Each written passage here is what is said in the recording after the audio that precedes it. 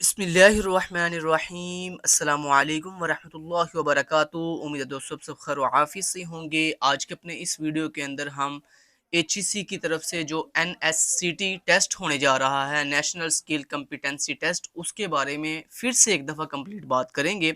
इससे पहले मैं ऑलरेडी एक वीडियो अपलोड कर चुका हूँ जिसके अंदर मैं डिटेल से आपको बता चुका हूँ कि इसके अंदर कौन से स्टूडेंट एलिजिबल होंगे, किस सेमेस्टर के स्टूडेंट्स ने ये टेस्ट देना है, इसके अलावा इसका फ़ायदा क्या है, इसमें कौन-कौन से डिग्री प्रोग्राम के स्टूडेंट जो हैं वो एनरोल हो सकते हैं, और जो है ना वो इसके फ़ायदे के बाद मैंने आपको ये भी बताया था कि ये मैंडेटरी है या ऑप्शनल है।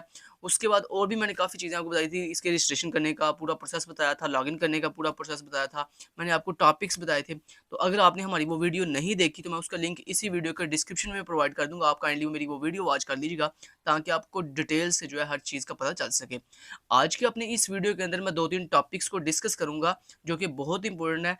पहला ये टॉपिक है कि स्टूडेंट के माइंड में ये क्वेश्चन आ रहा है कि जनाब कितने मार्क्स वाला जो स्टूडेंट है वो पास हो सकता है इस टेस्ट के अंदर।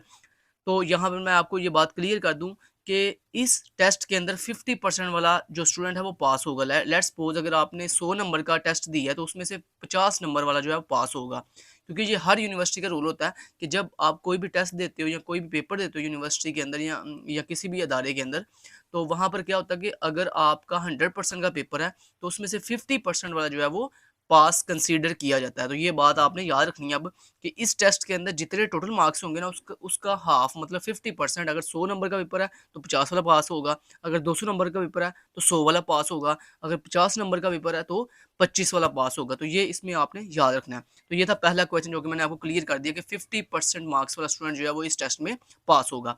उसके बाद दूसरा इंपॉर्टेंट जो स्टूडेंट की तरफ से क्वेश्चन मुझे बार-बार आ रहा है कमेंट के अंदर, वो ये आ रहा है कि अगर किसी वजह से हम ये टेस्ट रजिस्टर तो कर लेते हैं, इसमें एनरोल हो जाते हैं, लेकिन हम इसको नहीं दे पाते, मतलब हम अपीयर ही नहीं होते टेस्ट में, या हम देने ही नहीं जाते टेस्ट में किसी वजह किसी जेन्युइन रीज़न की वजह से। तो जनाब उसका आंसर ये है कि आपकी डिग्री पर कोई इफ़ेक्ट नहीं पड़ेगा, क्योंकि ये टेस्ट जो है वो मैंडेटरी इस तरह से नहीं है कि मतलब आपको डिग्री नहीं मिलेगी या आपकी डिग्री टेस्ट नहीं होगी, नहीं, ऐसा कुछ नहीं है।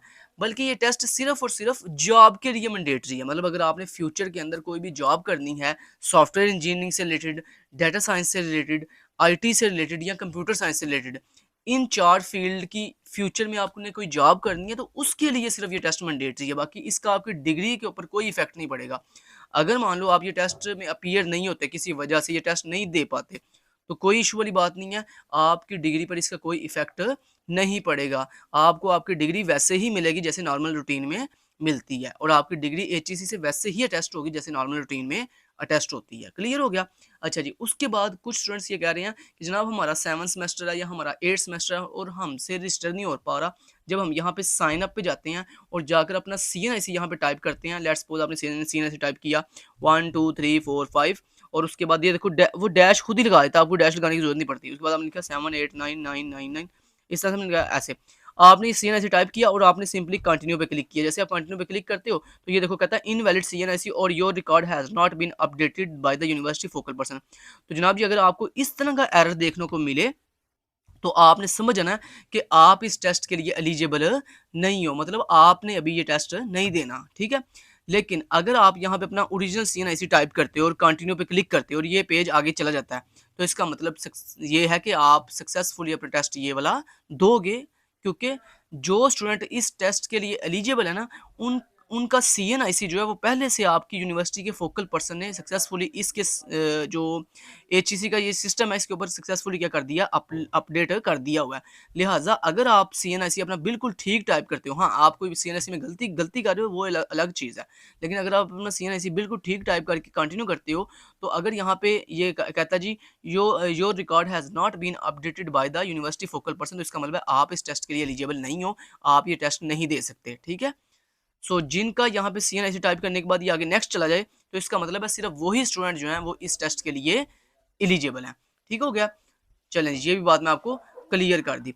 उसके बाद दोस्तों अक्सर स्टूडेंट्स ये जो है ना बात पूछ रहे हैं कि अगर बिलफ़र्ज़ हमने टेस्ट दिया और हम फेल हो गए, मतलब जैसे मैंने बताया कि पास कितने वाला होगा, 50% वाला पास होगा, मतलब अगर 50 नंबर का पेपर है तो 25 वाला पास होगा। मान लो आपने 25 भी नहीं लिए, आपके आते हैं 20 नंबर आते हैं या 15 नंबर आते हैं, तो आपने बिल्कुल टेंशन नहीं लेनी, क्योंकि अगर आप इस टेस्ट में फेल हो जाती हो तो जैसे मैंने आपको बताया, इस टेस्ट में फेल हो जाने से या इस टेस्ट में अपीयर ना होने से आपकी डिग्री के ऊपर कोई इफेक्ट नहीं पड़ेगा, आपको डिग्री आपकी वैसे ही मिलेगी। सिर्फ इफेक्ट कहाँ पे पड़ेगा कि जब तक आप ये टेस्ट क्लियर नहीं करोगे, आगे फ्यूचर के अंदर आप कोई भी इन चार्ज, मैंने फील्ड बताई थी, computer science, IT, software engineering और डाटा साइंस, इन 4 फील्ड के आप सिर्फ क्या नहीं कर सकते, आगे फ्यूचर के अंदर जॉब के लिए अप्लाई नहीं कर सकते जब तक आप ये टेस्ट क्लियर नहीं करोगे। बस इसका ये एक जो है ना ड्रॉबैक है, बाकी इसका आपकी डिग्री पे कोई इफेक्ट नहीं पड़ेगा, ना ही आपकी डिग्री के अटेस्टेशन पे इसका कोई इफेक्ट पड़ेगा।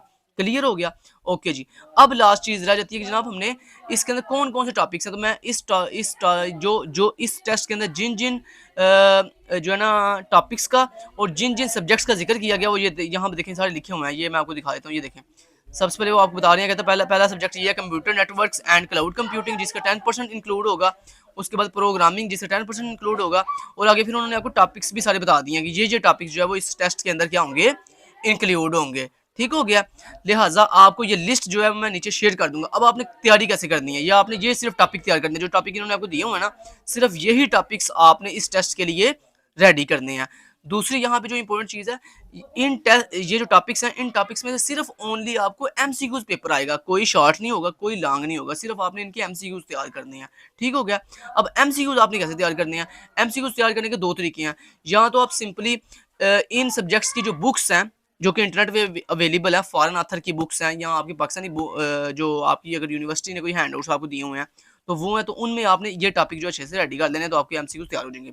या दूसरा तरीका ये है कि अगर आप कहते हैं मैंने बुक्स से तैयारी नहीं करनी, मैंने जो है ना इंटरनेट से तैयारी करनी है, तो फिर इसका सबसे आसान तरीका ये है कि आप सिंपली सबसे पहला जो कंसेप्ट है computer networks and cloud computing, इसके ये वाले टॉपिक जो है वो आपने इस सब्जेक्ट के आपने ये वाले टॉपिक्स जो है वो कवर करने हैं, जिसका 10% आपसे पेपर में इंक्लूड होगा। अब आपने इन टॉपिक्स के एमसीक्यूज कैसे पता चलेगा कि इसमें कौन से इंपॉर्टेंट एमसीक्यूज हैं, या इसमें कौन से जो है एमसीक्यूज आ सकते हैं पेपर के अंदर, तो आपने क्या करना है, सिंपली अपने सबसे पहले सब्जेक्ट के ये जो टॉपिक्स उन्होंने दिए हुए इनको ऐसे सेलेक्ट करें। सेलेक्ट करने के बाद कंट्रोल सी दबाकर इसको कॉपी कर लें, यहाँ फिर आप इसके ऊपर ऐसे टॉपिक के ऊपर राइट क्लिक करके यहाँ से कॉपी कर लो। कॉपी करने के बाद आप सिंपली किसी भी एआई टूल पे आ जाओ, जेमिनी पे या चैट जीपीटी पे या डीप सीक पे, किसी भी एआई टूल पे आ जाओ। एआई टूल पे आने के बाद आप सिंपली यहाँ पे क्या करो, यहाँ पर आप सबसे पहले ये टाइप करो, प्लीज प्रोवाइड, नहीं प्लीज नहीं हम लिखते हैं, हम इसको लिखते हैं प्रोवाइड ऑल रिलेटेड, जैसे मैं लिख रहा हूँ आप भी ऐसे लिख लेना, प्लीज नहीं sorry, provide all related MCQs about these topics according to HEC NSCT test 2026। ठीक है?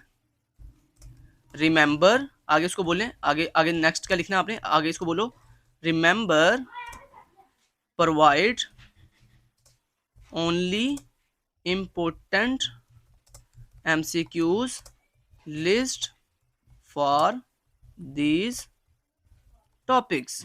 ठीक है जी, लो जी ये लिख लिया। अब आपने नीचे ऐसे एंटर करके यहाँ पे वो जो टॉपिक वहाँ से कॉपी किए थे वो यहाँ पे कंट्रोल V से पेस्ट कर देनी है। ये आपके पहले सब्जेक्ट के टॉपिक्स मैंने आपको बताया है। ठीक है? जब पहले सब्जेक्ट के आपने इन टॉपिक्स के एमसीक्यूज आपने एआई से ले लेने हैं, उसके बाद फिर इसी तरह सेम यही जो क्यूरी मैंने आपको बताई है, सेम यही क्यूरी लिखकर फिर उसके बाद आपने इस तरह ये जो दूसरा सब्जेक्ट है इसके भी ऐसे सारे टॉपिक्स यहाँ से कॉपी करने हैं। कॉपी करके यहाँ पे आगे दूसरी क्यूरी में चले, मैं आपको करके दिखाता हूँ। देखने जरा, ये हमने टॉपिक्स इसको दे दिए, मैंने कहा ये टॉपिक्स हैं। अब मैंने एंटर हिट किया, अब देखते हैं ये हमें क्या प्रोवाइड करता है।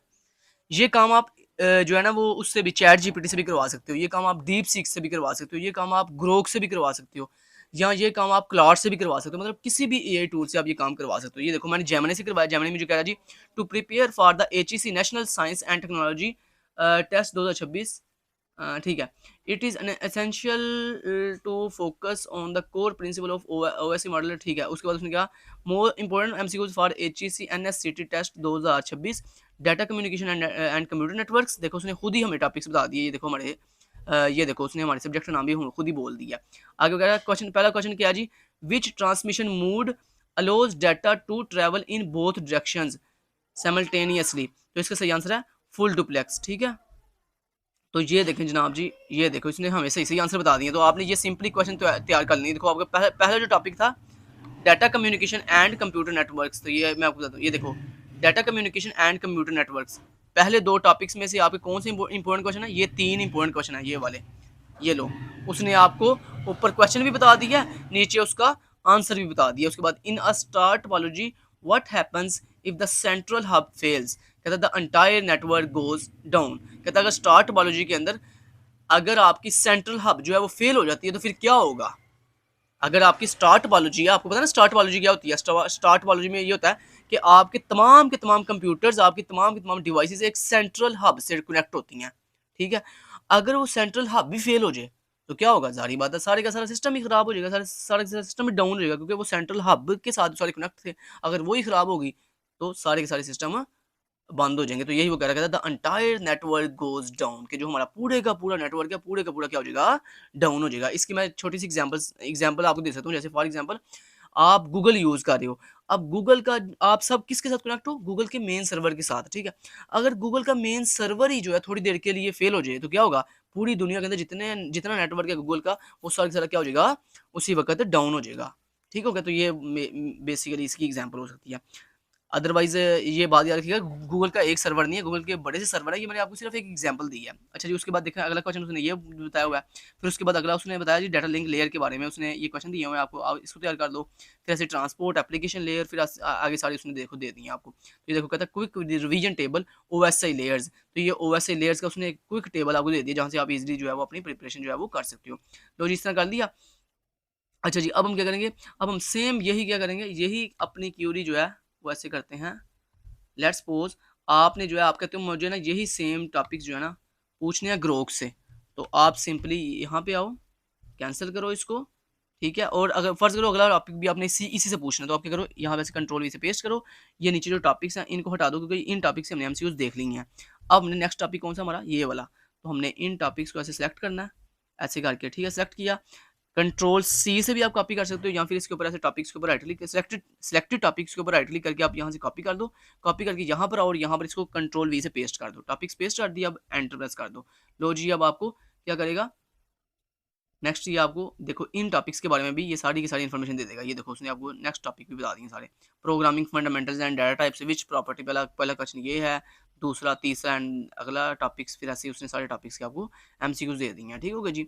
तो इस तरह आप जो है एमसीक्यूज जो है रेडी करवा सकते हो एक किसी भी एआई टूल से। अब लेट्स सपोज आप कहते हैं मुझे ग्रोक से रेडी करवाने हैं, तो आप अपना ग्रोक ओपन कर सकते हो, जैसे कोई भी मतलब चैट जीपीटी, चलो वो आप खुद बाकी कर लेना। अब तो मैंने आपको क्यूरी प्रोवाइड कर दिया, सिंपली ये देखना, provide all related MCQs about these topics according to HEC NSCD test 2026, remember provide only important MCQs list for these topics. और उसके बाद नीचे अपने बारी बारी टॉपिक्स पेस्ट करते रहो, और लास्ट पे क्या करो, ये जो आपको एमसीक्यूज बता रहा है या क्वेश्चन बता रहा है, इन सब को कॉपी करके एक फाइल बनाते जाओ अपनी, एक PDF की अपनी या एक MS वर्ड की फाइल बना लो। उस फाइल के अंदर आप ऐसी, जैसे ये टॉपिक वाइज ये आपको बता रहा है सारा कुछ, ऐसे ही आप टॉपिक वाइज जो है एक MS वर्ड की फाइल बना लो। जब फाइल पूरी रेडी हो जाए उसके बाद फाइनली जो है उस फाइल को अच्छे से तैयार कर लो, तो इंशाल्लाह आपके जो है ना काफ़ी हद तक आपका जो टेस्ट है वो ईजिली सॉल्व हो जाएगा।